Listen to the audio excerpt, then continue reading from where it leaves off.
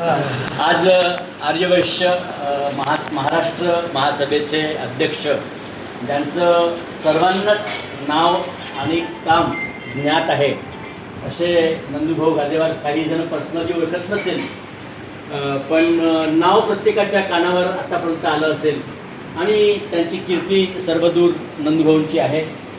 त्यांचं मी चंद्रपूर महासभेच्या वतीनं, जरी मी आता अजून महासभेचा कुठलाही पदाधिकारी नाही तरी पण चंद्रपूर महासभेच्या वतीनं मी त्यांचं मनपूर्वक स्वागत करतो.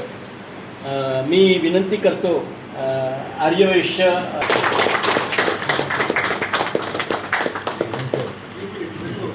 वराडीचे संघटनामध्ये अतिशय महत्त्वाचं आणि नंदूभाऊच्या खांद्याला खांदा देऊन काम करणारे श्री प्रदीपभाऊ कोकडवार यांचं स्वागत, आपल्या चंद्रपूरचे दिशादर्शक मार्गदर्शक यांचंही मी इथं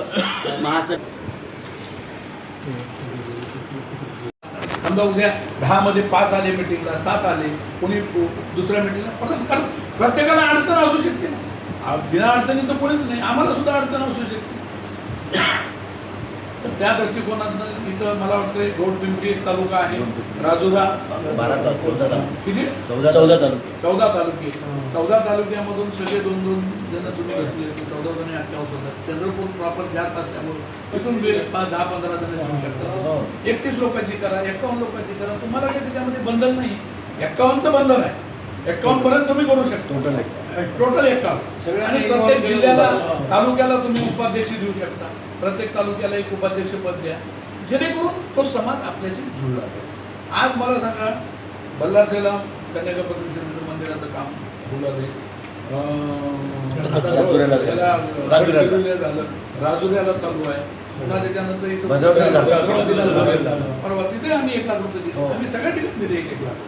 म्हणजे हे कसं आहे की एक जागृती होऊ देवीच्या संदर्भात, आणि मग ही सगळी जागृती झाल्यानंतर मग आपल्याला एकदा तुम्ही मंदिर बांधले पुन्हा काय बांधायचे. आणि मंदिर बांधताना सुद्धा मी लोकांना की उत्पन्नाचं स्तोत्र शोधा. नुसतं मंदिर बांधणं सोपं आहे तुम्हाला, पण मंदिर बांधल्यानंतर त्याचा पवित्र राखणं, त्याला लागणारा खर्च. कारण उद्या तुम्ही आता 15,000 आणि 20,000च्या खाली ब्राह्मण मिळत नाही. कोणताही पूजा करायची म्हणलं तर तिथे लाईट बिल आलं, हे आलं, 25-30,000 रुपये महिना, 30,000 रुपयाच्या खाली कुठेही लागत नाही. कमीत कमी 30,000 रुपये लागतात. मग ह्या 30,000चं उत्पन्न स्तोत्र शोधलं. आम्ही पुण्यामध्ये असं करत असताना आम्ही काय केलं, फंड पण सुद्धा आपण निर्माण करू शकतो. आम्ही दरवर्षी गुणवंत विद्यार्थ्यांचा सत्कार करतो. मग दरवर्षी कुणाला पैसे मागायचे नाही मागायचे, मग आपण त्याचा फंड केला. मग फंडमध्ये एकदाच पैसे टाकतात, त्याच्या व्याजावर आपण सत्कार करू शकतो. अशाही स्कीम आहेत खूप. आज बीड जिल्ह्यामध्ये मंदिर होऊ लागले, माजलगावला करतायत, कारण खूप ठिकाणी मंदिरं होत आहेत. आता डांकीला होत आहे, डांकीला पण होऊ लागले, डांकीला पण काम चालू आहे.